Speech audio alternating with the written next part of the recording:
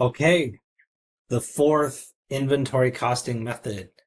It is the specific method.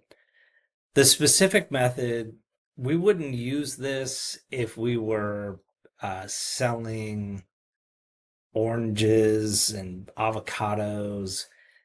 We use this when we're selling very specific low volume products. We would use it for real estate is always a really good example, or we would use it for custom jewelry.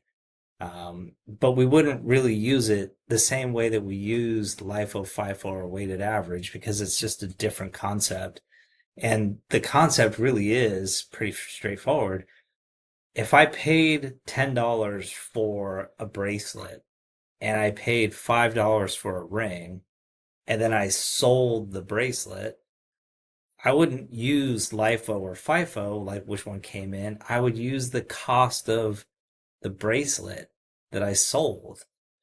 Right? So, for example, I could buy 5 bracelets for $20 a piece for a total cost of 100. Then I could purchase 20 rings for 15 a piece. I really should use numbers where I know the math, but I think that's the math. 10 times 15 would be 150, and then if you multiply that by 2, yeah, I think that's okay.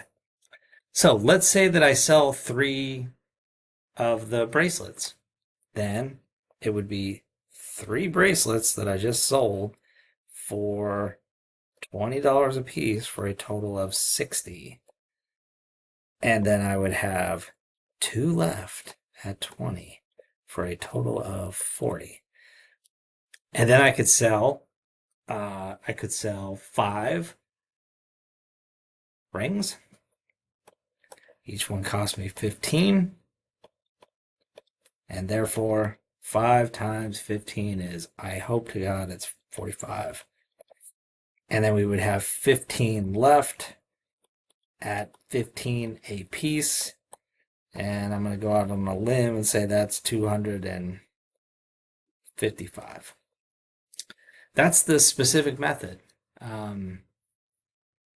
It's not layers of inventory. It's just very specific groups of types of inventory.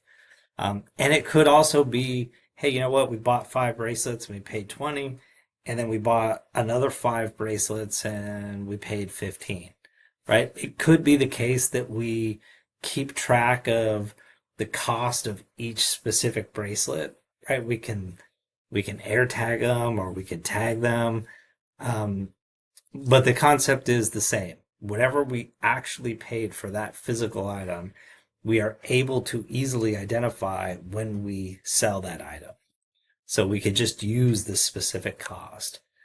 Don't know that I would have done another question, but I was realizing, man, if I do all of these questions for you in the tutorials, then there would be no homework left for you to do at all. So I thought, well, maybe I'll just do the chalkboard.